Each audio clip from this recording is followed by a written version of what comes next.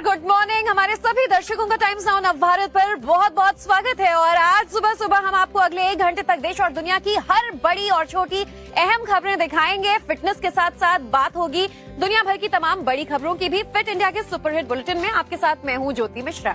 Good morning, स्वागत है आपका फिट इंडिया के सुपरहिट बुलेटिन में। मैं हूँ आपके साथ श्वेता श्रीवास्तव। गुजरात के कच्छ में चलते ट्रक में भीषण आग लग गई, जिससे सड़क पर अफरा तफरी मच गई।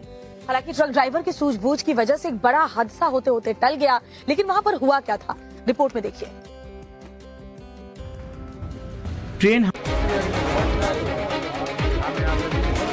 ट्रक में आग और उससे निकलते धुएं की ये तस्वीर गुजरात के कच्छ से सामने आई है। हादसा बड़ा होता उससे पहले ही ट्रक ड्राइवर ने सूझबूझ के साथ पूरी ट्रक को तालाब में कुदा दिया। घास से लदी ट्रक में आग तब लगी जब ट्रक कच्छ के भचाऊ इलाके के पास पहुंचा। ट्रक में जरूरत से ज्यादा घास लदी होने की वजह से रास्ते में ही बिजली के तार से टकरा गई, जिसके बाद हुए शॉर्ट सर्किट की वजह से ट्रक में लदी घास में आग पकड़ ली। इसके बाद देखते ही देखते ट्रक आग का गोला बन गया, लेकिन ट्रक ड्राइवर ने हार नहीं मानी। ट्रक ड्राइवर ने चालाकी दिखाते हुए ट्रक को तालाब में ही उतार दिया और फिर स्थानीय लोगों की मदद से तालाब के पानी से ट्रक में लगी आग को बुझाया गया। हालांकि ट्रक में रखी घास पूरी तरह से जलकर खाक हो गई, जिसकी वजह से ट्रक का ड्राइवर केबिन भी जलकर खाक हो गया। ट्रक में आग बुझाने के बाद मौके पर जेसीबी की मशीन बुलाई गई, जिसके बाद तालाब में खड़े ट्रक को बाहर निकाला गया। और बात उत्तरकाशी में टनल में फंसे 39 जिंदगियों की, जिनको बचाने के लिए अभी भी जद्दोजहद जारी है। और कल शाम उस वक्त वहां भीषण मायूसी छा गई जब इनके रेस्क्यू में लगी ऑगर मशीन खराब हो गई। अभी वहां पर क्या हालात हैं, जानने के लिए ये रिपोर्ट देखिए। उत्तरकाशी टनल में हादसे के दौरान फंसी 40 जिंदगियों को बचाने की महाजंग जारी है, लेकिन 6 दिन बीत जाने के बाद भी चुनौती और भी ज्यादा बढ़ गई है। निर्माणाधीन सुरंग को लेकर जो खबर सामने आई है, उसने सभी की चिंता बढ़ा दी है। अमेरिका से आई मशीन में तकनीकी खराबी आ गई है, जिससे मौके पर काम रुक गया है। करीब 25 मीटर ड्रिल के बाद ऑगर मशीन ने काम करना बंद कर दिया।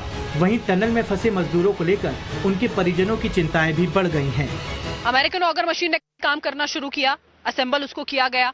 24 मीटर तक की जो खुदाई है वो की भी गई, लेकिन उसके बाद वो बुरी खबर आती है जो हम सब नहीं चाहते थे। मशीन ने काम करना बंद कर दिया। तस्वीरें यहाँ पर आपको जरूर दिखा देंगे। मशीन ने काम करना बंद किया, ड्रिलिंग रुकी और उसके बाद काम पूरी तरह से ठप पड़ गया है।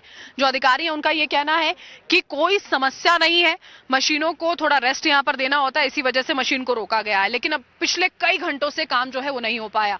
वो अगर मशीन जिसमें यह दावा किया जा रहा था कि 1 घंटे में 5 मीटर का मलबा बाहर निकाला जाएगा, वो पिछले 24 घंटों में जब लगातार काम हुआ तो करीब करीब 24 मीटर की खुदाई कर पाती है।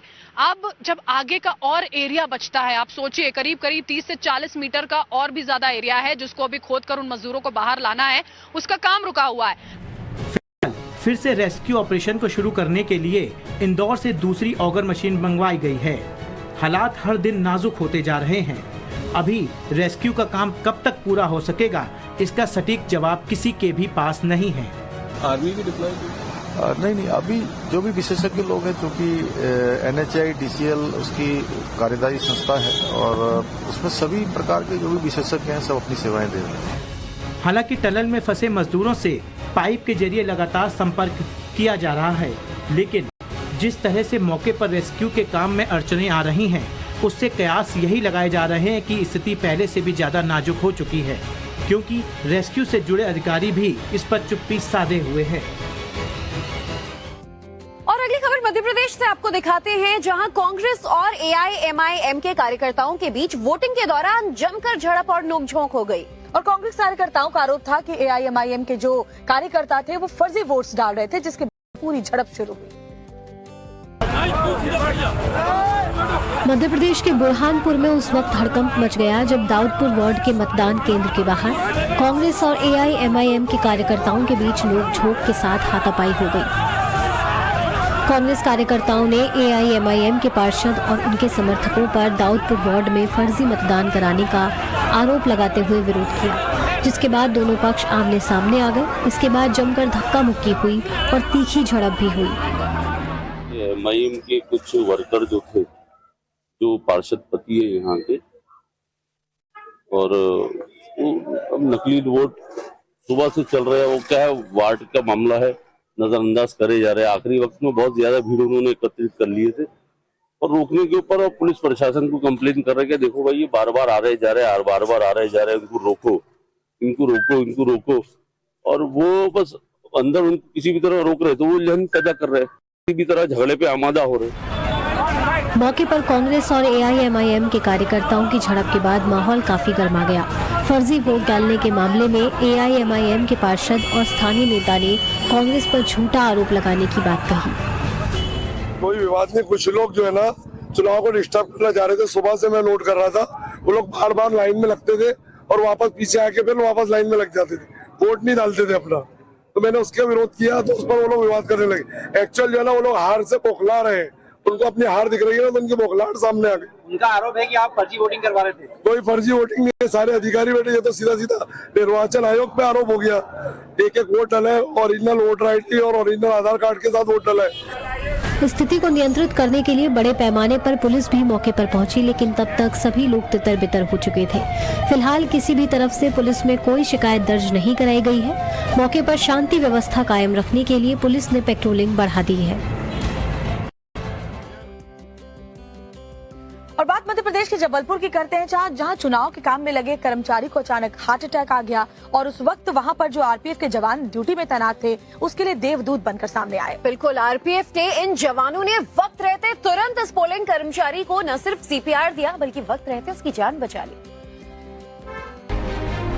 मध्य प्रदेश के जबलपुर में चुनाव के दौरान RPF के जवान उस वक्त देवदूत की भूमिका में नजर आए जब चुनाव में ड्यूटी के दौरान एक कर्मचारी हार्ट अटैक के दौरान अचेत हो गया।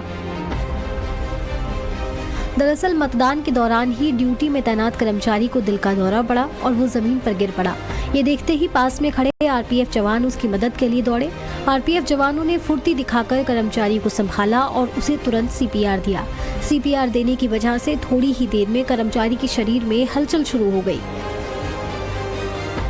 CPR देने के बाद जब युवक को थोड़ा होश आया तो उसे फौरन अस्पताल ले जाया गया। उसका इलाज चल रहा है। RPF के जवानों ने जिस फुर्ती के साथ युवक को CPR दिया उससे उसकी जान बच पाई और अब हर तरफ उनकी तारीफ हो रही है। देखिए, इजराइल के विरोध में अलग अलग जगह प्रोटेस्ट देखने को मिला, लेकिन भारत में अब पोस्टर वॉर शुरू हो गया। उत्तर प्रदेश के मुजफ्फरपुर में कुछ लोगों ने यहाँ पर पोस्टर चिपकाए इजराइल के खिलाफ। तो मुजफ्फरनगर में जो ये पोस्टर्स लगाए गए हैं उसको लेकर के क्या कहा गया है, क्या लिखा है पोस्टर्स में, दिखाते हैं आपको रिपोर्ट में।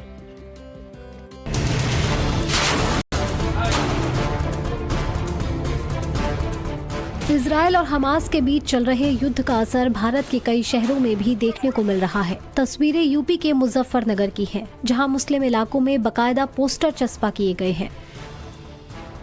इन पोस्टर्स में कुछ इजरायली ब्रांड के नाम लिखे हुए हैं, जिनके बॉयकॉट की लोगों से अपील की गई है। पोस्टर यही है इजराइल के, वो प्रोटेक्ट, वो तो न खरीदो, ये है वो है, इस तरह के मुझे दिखाई तभी कैमरे के ऊपर। तो मैंने कहा मेरे यहाँ तो कोई अभी खाला पार में ऐसा कुछ हिसाब है नहीं, ना कोई ऐसी खाला पार के अंदर चर्चा है कि इसमें कोई बंद करेंगे, खोल लेंगे, क्या नहीं करेंगे। मुस्लिम बाहुल्य कॉलोनी में दुकानों के बाहर लगे इन पोस्टर्स की खबर फैली तो हड़कंप मच गया। पुलिस मौके पर पहुंची और कई जगहों से इन पोस्टर्स को हटाया गया। पुलिस ने इस तरह की हरकत करने वालों को सख्त हिदायत दी है। बता दें कि ये कोई पहला मामला नहीं जब हमास के समर्थन में आवाज उठी हो। इससे पहले भी देश के कई हिस्सों में खुलेआम प्रदर्शन हो चुके हैं, जहां इजराइल के खिलाफ जमकर नारेबाजी की गई थी। वहीं इस तरह के पोस्टर लगाने का कुछ स्थानीय लोग विरोध भी कर रहे हैं। ये नहीं होना चाहिए, ये बहुत गलत बात है। इजराइल का बाइकाट करने से यहाँ क्या फायदा है? कोई फायदा नहीं है। इजराइल की और फलस्तीन की लड़ाई है, उसको वहीं रहने दें, उसको यहाँ क्यों घसीट के ला रहे हैं अपने शहर में, अपने देश में। फिलहाल बॉयकॉट के पोस्टर सोशल मीडिया पर तेजी से वायरल हो रहे हैं। राजस्थान में 25 नवंबर को मतदान होने, उससे पहले तमाम जो सियासी दिग्गज हैं पूरे दमखम से प्रचार में लगे हुए हैं। गृह मंत्री अमित शाह ने भी वहां प्रचार के दौरान कांग्रेस पर जमकर निशाना साधा है। और इस दौरान श्वेता, उन्होंने न सिर्फ कांग्रेस पर निशाना साधा, गहलोत सरकार के कौन कौन से घोटाले गिनवाए ये आपको बताएंगे। सोनिया राहुल पर क्या वार बोला, ये भी इस रिपोर्ट में देखिए। राजस्थान विधानसभा चुनाव की उल्टी गिनती शुरू हो गई है। वोटिंग में एक हफ्ते का समय बाकी है, लिहाजा सभी दलों ने चुनाव प्रचार में पूरी ताकत झोंक दी है। बीजेपी की तरफ से गृह मंत्री अमित शाह भी ताबड़तोड़ प्रचार में जुटे हैं। अजमेर के विजयनगर और नसीराबाद में गृह मंत्री शाह ने चुनावी जनसभा की और गहलोत सरकार को अड़े हाथों लिया। लाल डायरी में क्या है? लाल डायरी में क्या है? गहलोत साहब का कच्चा चिट्ठा है। हजारों करोड़ के भ्रष्टाचार का हिसाब ये लाल डायरी में है। राजस्थान में कानून व्यवस्था और भ्रष्टाचार के मामले पर भी गृह मंत्री अमित शाह ने कांग्रेस सरकार पर ताबड़तोड़ हमला बोला। गृह मंत्री अमित शाह ने परिवारवाद को लेकर भी कांग्रेस पर जोरदार हमला बोला। अशोक गहलोत वैभव गहलोत को लॉन्च करना चाहते हैं और वहां केंद्र में सोनिया गांधी राहुल गांधी को लॉन्च करना चाहती। मगर मैं कांग्रेस वालों को कहना चाहता हूं कि लॉन्चिंग पैड जो है ना आपका खराब हो गया है।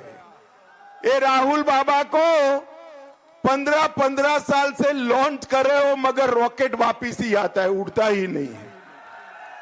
इनका लॉन्चिंग पैड खत्म हो गया है। राजस्थान में 25 नवंबर को वोटिंग होगी, जबकि 3 दिसंबर को चुनावी नतीजे आएंगे।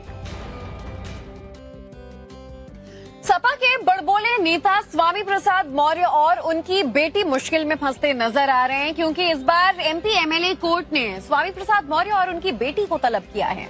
तो आखिर क्या आरोप है पिता और बेटी पर? कब उन्हें पेशी पर बुलाया गया है? कौन है वो शख्स जिन्होंने ये तमाम आरोप लगाए हैं? पूरा अपडेट जानने के लिए इस रिपोर्ट पर नजर डालिए।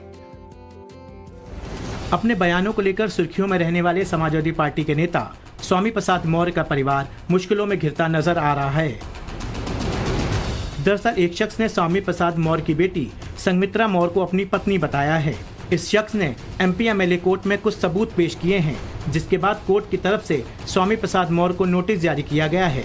एमपी एमएलए कोर्ट ने स्वामी प्रसाद मौर्य और उनकी सांसद बेटी संघमित्रा मौर्य समेत 5 को बतौर आरोपी तलब किया है। इनमें स्वामी प्रसाद मौर्य, नीरज तिवारी, सूर्य प्रकाश शुक्ला उर्फ पिंटू शुक्ला और ऋतिक सिंह मारपीट, जान से मारने की धमकी, आपराधिक साजिश की धाराओं का आरोपी बनाते हुए कोर्ट ने 6 जनवरी 2024 को तलब किया है। वहीं गवाहों और सबूतों के आधार पर एमपी एमएलए कोर्ट ने संघमित्रा मौर्य को धोखाधड़ी और बगैर तलाक के दूसरी शादी करने का आरोपी बनाते हुए तलब किया है। इस शख्स का दावा है कि संघमित्रा मौर्य ने अपने चुनावी हलफनामे में खुद को अविवाहित बताया है, जो कि सरासर झूठ है। इतना ही नहीं, इस शख्स ने स्वामी प्रसाद मौर्य और अन्य लोगों पर मारपीट का भी आरोप लगाया है। फिलहाल इस मामले में अब 6 जनवरी 2024 को सुनवाई होनी है। और एक बड़ी खबर आपको बताते हैं, आगरा लखनऊ एक्सप्रेसवे और पूर्वांचल एक्सप्रेसवे को जोड़ने के लिए 60 किलोमीटर का लिंक एक्सप्रेसवे बनाया जाएगा। ये बड़ी खबर, शुक्रवार को सीएम योगी ने समीक्षा बैठक की, जिसमें 60 किलोमीटर के लिंक एक्सप्रेसवे के लिए प्रस्ताव बनाने के निर्देश दिए हैं। सीएम योगी ने 2 नए एक्सप्रेसवे के निर्माण के लिए कार्य योजना तैयार करने को कहा है। फर्रुखाबाद को गंगा एक्सप्रेसवे से जोड़ने की भी इस दौरान तैयारी है। इस संबंध में भी सीएम ने प्रस्ताव बनाने के निर्देश जारी कर दिए हैं। ये बड़ी खबर, जहां आगरा लखनऊ एक्सप्रेसवे और पूर्वांचल एक्सप्रेसवे को आपस में जोड़ा जाएगा और इसके लिए 60 किलोमीटर का लिंक एक्सप्रेसवे तैयार किया जाएगा। इससे काफी सहूलियत मिलने वाली है लोगों को।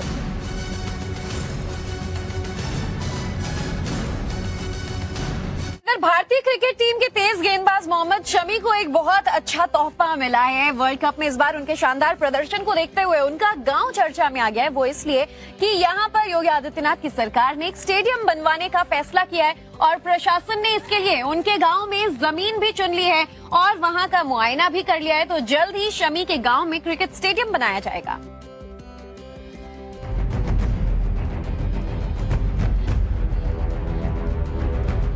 वर्ल्ड कप में ताबड़तोड़ प्रदर्शन करने वाले भारतीय गेंदबाज मोहम्मद शमी पर योगी सरकार मेहरबान है।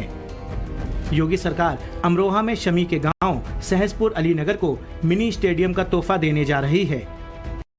इसके लिए प्रशासन ने काम भी शुरू कर दिया है। शुक्रवार को अमरोहा के डीएम के निर्देश पर मुख्य विकास अधिकारी ने अपनी टीम के साथ गांव सहसपुर अलीनगर का दौरा किया।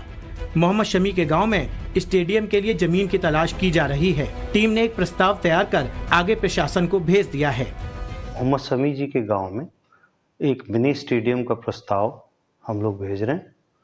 उस प्रस्ताव में मिनी स्टेडियम के साथ साथ ओपन जिम की भी व्यवस्था होगी और वहाँ पर्याप्त ज़मीन है और उपयुक्त ज़मीन है, तो उसका प्रस्ताव हम लोग शीघ्र बनाकर भेज रहे हैं। शासन द्वारा 20 मिनी स्टेडियम के बनाने के निर्देश थे, उसमें जनपद अमरोहा का भी एक मिनी स्टेडियम था जो चयनित होकर के जा रहा है। इससे पहले स्टेडियम के लिए पंचायत ने प्रस्ताव बनाकर प्रशासन को दिया था, जिस पर अब काम तेज हो गया है। मिनी स्टेडियम बनने की खबर से ग्रामीणों में खुशी की लहर है। खुद पीएम नरेंद्र मोदी भी शमी के शानदार प्रदर्शन की तारीफ कर चुके हैं। वहीं आरएलडी प्रमुख जयंत चौधरी ने भी एमपी फंड से मदद करने का ऐलान किया है। दुनिया के सबसे बड़े स्टेडियम यानी नरेंद्र मोदी स्टेडियम में 19 तारीख को वर्ल्ड कप का फाइनल मुकाबला होने वाला है, जिसको लेकर तैयारियां पूरी कर ली गई हैं। और इस स्टेडियम की क्या खासियत है, इसकी कितनी क्षमता है और इस दिन मैच को लेकर आसमान में क्या कुछ तैयारियां चल रही हैं, हर एक जानकारी आपको देते हैं हमारी इस रिपोर्ट में। आप देखें अभी सूरत हाल, कितने सारे लोग यहाँ पर बिल्कुल आना अभी से शुरू हो गए हैं। माहौल जो है वो बनना चालू हो गया। ये देखें यहाँ पे सब भारतीय टीम को चाहने वाले, इस बार सबकी इच्छा, अपेक्षाएं, आशाएं, आकांक्षाएं आसमानों को छू रही हैं। ये देखिए, और ये माहौल आपको अभी अहमदाबाद के अलावा कहीं देखने को नहीं मिलेगा। भारत के हर कोने से 2 दिन पहले सभी लोग यहाँ पे और फैंस आना चालू हो गए हैं। पंजाब हो, कलकत्ता हो, बिहार हो या हो मध्य प्रदेश, सभी जगहों से यहाँ लोग आना चालू हो गए हैं और क्रिकेट फैंस यहाँ पर मौजूद। कुछ खास और रोचक फैंस हमारे साथ में, उनसे हम बात करेंगे। भाई साहब पहले नाम बताएं अपना। 2003 फाइनल हार का हिसाब ऑस्ट्रेलिया वालों से करेंगे इस बार चुकता। 2003 फाइनल हार का हिसाब इस बार करेंगे ऑस्ट्रेलिया वालों से चुकता और अपना नाम है शुभम गुप्ता। और अब खबर उत्तर प्रदेश के कानपुर से, जहां धर्मांतरण का एक मामला सामने आया है। आरोप है कि एक टीचर ने अपने छात्र को प्रेम जाल में फंसाया और फिर उसका धर्म परिवर्तन करवाया। और देखिए, इस पूरे मामले में पीड़ित छात्र के पिता ने पुलिस से मदद की गुहार लगाई, लेकिन पुलिस ने भी फरियादियों की नहीं सुनी, तो अब मामला कोर्ट पहुंच चुका है। इसमें 3-4 लोग मिली भगत है, मेरे बच्चे का धर्म परिवर्तन प्रेम जाल में फंसा के धर्म परिवर्तन कराया गया है। एक स्कूल और स्कूल प्रशासन पर धर्म परिवर्तन कराने का ये आरोप है। मामला यूपी के कानपुर कैंट का है। स्कूल प्रशासन और एक टीचर को मामले में आरोपी बताया गया है। भैया सेंट एलोसिस स्कूल है कैंट में, कानपुर में, वहाँ की एक महिला टीचर है, स्कूल प्रशासन है। इसमें 3-4 लोग मिली भगत है, मेरे बच्चे का धर्म परिवर्तन प्रेम जाल में फंसा के धर्म परिवर्तन कराया गया है। छात्र के पिता के आरोपों के मुताबिक जब पुलिस से मामले की शिकायत की गई तो उन्हें थाने से भगा दिया गया। छात्र के पिता ने मामले में पुलिस पर भी आरोप लगाए हैं। अभी 10 तारीख को हम, मेरी पत्नी, दोनों लोग वहाँ थाने गए तो वहाँ पे भी बहुत बदतमीजी की है। सोचा आपने। छात्र के पिता ने पुलिस के रवैये से परेशान होकर कोर्ट के जरिए मामला दर्ज कराया। वहीं पुलिस मामले की जाँच कर रही है। इस प्रकरण के संदर्भ में अभी अभियोग पंजीकृत कर लिया गया है और प्रकरण के संदर्भ में मोबाइल को प्राप्त करके विधि विज्ञान प्रयोगशाला के लिए भेजा जा रहा है। प्रकरण में जो भी साक्ष्य प्रकाश में आएंगे उसके क्रम में आवश्यक विधि कार्रवाई की जाएगी। मामले में पुलिस और स्कूल को लेकर सवाल जरूर है, तो वहीं धर्मांतरण और यौन उत्पीड़न के आरोप साबित होने पर कार्रवाई का भरोसा भी।